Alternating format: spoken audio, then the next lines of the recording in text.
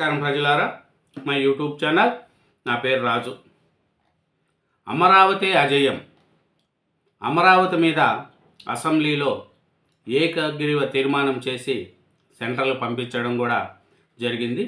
దీంట్లో చంద్రబాబు నాయుడు గారు, పవన్ కళ్యాణ్ గారు, నారా లోకేష్ గారు దగ్గరుండి ఆంధ్రప్రదేశ్కి ఒక రాజధాని అంటూ ఉండాలని చెప్పి చేసిన దీంట్లో అందరూ కూడా కూటమి ప్రభుత్వానికి రుణపడి ఉండాలనేది కూడా కోరుకుంటున్నాం.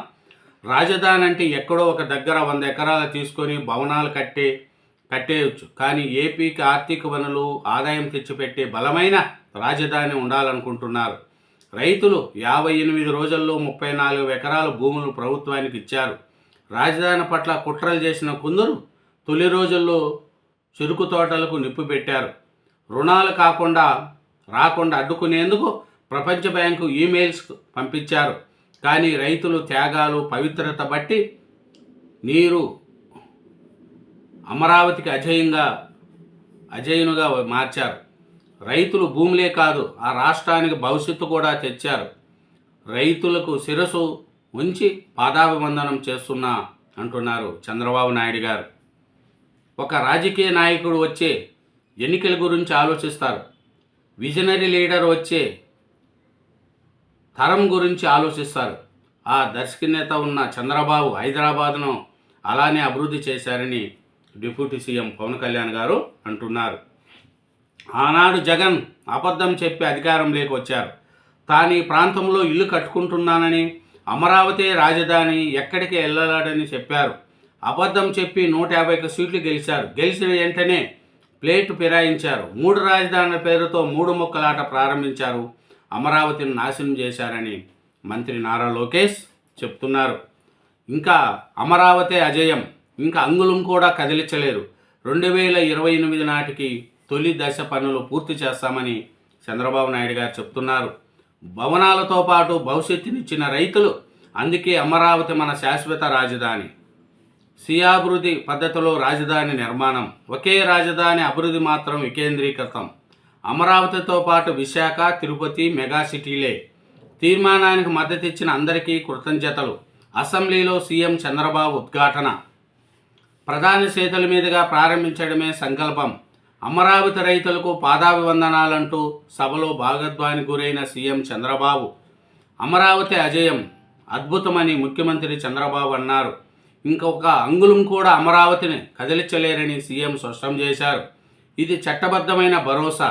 తెలుగు వైభవమైన అమరావతి శాశ్వత రాజధాని అని చంద్రబాబు నాయుడు గారు శాసనసభలో ఏకీగ్రీవ తీర్మానం చేసి రాష్ట్ర కేంద్రానికి పంపించడం కూడా జరిగింది.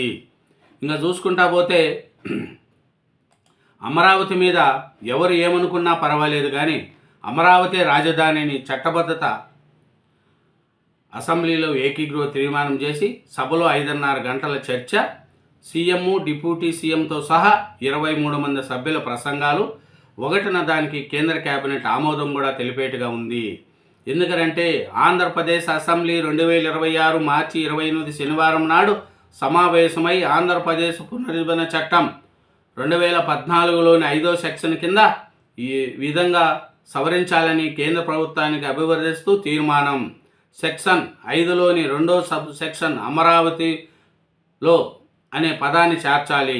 సెక్షన్ 5లో పేర్కొన్న వివరణలో ఆంధ్రప్రదేశ్ ప్రాంత సమస్త చట్టం 2014లో నోటిఫై చేసిన ప్రాంతంతో కూడిన అమరావతి అనే పదాలకు పొందుపరచాలని తీర్మానం చేసి అసెంబ్లీకి పంపించడం కూడా జరిగింది. ఎందుకంటే అమరావతి వ్యతిరేకంగా జరిగిన కుట్రలు, కుతంత్రాలు, రైతుల పట్ల గత ప్రభుత్వం చేసిన దమనకాండ, అన్యాయం చూసి చలించిపోయాను. అనేక సందర్భాల్లో చాలా కోపం వచ్చింది. ఇంత అన్యాయమా చేస్తారా అని భాగోద్వానికి లోనయ్యాను. ఆనాటి పరిమాణాలు సభలో పలువురు సభ్యులు గుర్తు చేసినప్పుడల్లా మరోసారి బాధ కలిగించింది. ఇంత జరిగినా రాజధానిపై వైసీపీ బుద్ధి మారలేదు. గతంలో మాదిరిగానే ఇంకా అమరావతిపై కుట్రలు, కుతంత్రాలు పాల్పడుతూనే ఉంది. రాజ్యాంగంలో రాజధాని అనే పేరు లేదంటున్నారు. వీళ్ళకి ఏమైనా ప్రత్యేకమైన రాజ్యాంగం ఉండదా అని చంద్రబాబు నాయుడు గారు బాధపడుతున్నారు. అమరావతి నిర్మాణం బాధ్యతను పార్లమెంటు తీసుకుంటుందని ప్రధాని నరేంద్ర మోడీ భరోసా ఇచ్చారు. అమరావతి నిర్మాణానికి కేంద్రం 15,000 కోట్లు తక్షణ సహాయం అందించింది. నిర్మాణ పనులు వేగంగా జరుగుతున్నాయి.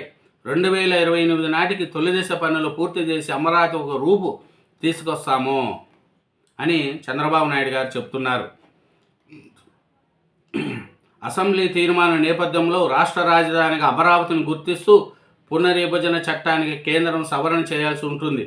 వాస్తవానికి చట్టంలో సెక్షన్ 5(2)లో ఏపీ కొత్త రాజధాని అని ఉన్న చోట అమరావతి అనే పదాన్ని పొందుపరుస్తూ చట్ట సవరణ బిల్లును ఇప్పటికే రూపొందించింది. పార్లమెంట్ ఆమోదం తర్వాత వేడుకలు. చట్ట సవరణ బిల్లు పార్లమెంటు పరిషత్ సమావేశాల్లో ఆమోదం లభించే వీలుందని సీఎం చంద్రబాబు తెలిపారు. పార్లమెంట్ ఆమోదముద్రం పొందిన తర్వాత రాష్ట్రమంతా వేడుకలు నిర్వహిస్తామని చంద్రబాబు నాయుడు గారు చెప్తున్నారు. ఎందుకంటే నిజానికి రాష్ట్రానికి రాజధానిగా ఏ నగరం ఉందో కేంద్రం నిర్ణయించదు. విభజన ఆంధ్రప్రదేశ్ రాజధాని విషయంలోనూ తామెందుకు జోక్యం చేసుకోవాలని తొలుత కేంద్రం నుంచి ప్రశ్నలు ఎదురైనాయి. రాజధానిగా అమరావతినే ప్రకటించే అధికారం మాకెక్కడిది? మాపై ఎందుకు ఒత్తిడి తెస్తారు? ఈ విషయంలో మాకు రాజ్యాంగ హక్కులు, చట్టబద్ధమైన అధికారాలు లేవని ఢిల్లీ పెద్దలు, అధికారులు అనేక సందర్భాల్లో వ్యాఖ్యానించారు. అమరావతి సంబరాలు చేసుకోవాలి అమరావతి గురించి. ఎందుకంటే పార్లమెంటులో ఆమోదం పొందిన తర్వాత రాష్ట్రమంతా వేడుకలు. ఎందుకంటే అమరావతి ఏకైక రాజధాని. అమరావతిని ఎవరు ఏలు పెట్టేవాళ్ళు లేరు. ఎందుకంటే అమరావతి అజేయం. రాజధానిగా చట్టబద్ధత ఏకీగ్రీవ తీర్మానం శాసనసభలో చారిత్రాత్మక ఘట్టం. తీర్మానం ప్రవేశపెట్టిన ముఖ్యమంత్రి చంద్రబాబు నాయుడు గారు 5.5 గంటల పాటు ఏకదాటిగా సభ్యుల ప్రసంగాలు ఆమోదించాక ఉటాబుటిన కేంద్రానికి ప్రస్తుత పార్లమెంటు సమావేశాల్లో బిల్లు ప్రవేశపెట్టే అవకాశం అంగుళమైన కదపలేరు. ఆంధ్రప్రదేశ్ ఆత్మ గుండె అమరావతి. 2028 ఆగస్టు వరకు పూర్తి చేసి ప్రధానతో ప్రారంభ చేయిస్తాం. అసెంబ్లీలో చంద్రబాబు స్పష్టీకరణ. రాజధానిపై జగన్ ఊసరివెల్లి రాజకీయాలు చేశారని ధ్వజం. ఎందుకంటే అసెంబ్లీలో అమరావతి మీద చర్చ జరుగుతూ ఉంటే జగన్మోహన్ రెడ్డి గారు 11 మంది ఎవరూ రాలేదు. వాళ్ళకి ఏమి అమరావతి అంటే అంత కసేమి వైసీపీ వాళ్ళకు. అమరావతి శాశ్వత రాజధాని అని పవన్ కళ్యాణ్ గారు గంట కొట్టినట్టు చెప్తున్నారు. పవన్ కళ్యాణ్కు ఉన్నంత మంచి మానవత్వం కూడా జగన్మోహన్ రెడ్డి గారికి లేకపోయినాయని ప్రజలు ఆలోచిస్తున్నారు. ఎందుకంటే అమరావతి రాజధాని కావాలని ఎందుకు జగన్మోహన్ రెడ్డి గారు అసెంబ్లీకి వచ్చి అమరావతి కావాలని ఎందుకు మీరు అనలేకపోతున్నారు అంటే ఇప్పటికీ అమరావతి మీద విషం కక్కుతున్నారు. అమరావతి అనుకూలమో వ్యతిరేకమో జగన్ తేల్చి చెప్పాలనేది కూడా లోకేష్ గారు అంటున్నారు. మీకు అమరావతి కావాలా వద్దా, అమరావతి మీద విషం ఎందుకు జిమ్ముతున్నారు అనేది కూడా చెప్తున్నారు. ఏది ఏమైనా సరే ఆంధ్రప్రదేశ్కు ఒక అమరావతి అనేది ఒక కళ, ఒక గుండె. ఎందుకంటే ఆంధ్రప్రదేశ్కు అమరావతి శాశ్వత రాజధానిగా ఏకీగ్రీవ తీర్మానం చేసి పార్లమెంటుకు పంపారు. ఈ సెక్షన్లోనే పార్లమెంటులో కూడా ఆమోదమైతే ఇంకా ఆంధ్రప్రదేశ్కు అమరావతిని ఎవరు కూడా కలపలేరు, మెలపలేరు. జగన్మోహన్ రెడ్డి లాంటి వాళ్ళు 100 మంది వచ్చినా కూడా ఎప్పటికి కూడా అమరావతి రాజధాని ఉండాలని చంద్రబాబు నాయుడు గారు. ఎందుకంటే అమరావతి అభివృద్ధి చెందితే ఇంకా 10 ఏళ్ళకో 20 ఏళ్ళకో అప్పుడు చంద్రబాబు నాయుడు గారి యొక్క విలువ తెలుస్తుంది. అమరావతి కోసం ఇంత కష్టపడడం ఎందుకు అని. ఒకప్పుడు హైదరాబాద్లో హైటెక్ సిటీ కడితే చంద్రబాబు నాయుడు గారిని ఏదో అన్నారు, ఫ్లైఓవర్లు కడితే ఏం పని లేదా అన్నారు, రింగ్ రోడ్లు వేస్తే పని లేదా అన్నారు. కానీ వాటి విలువ ఇప్పుడు మనకు హైదరాబాద్లో తెలుస్తున్నాయి.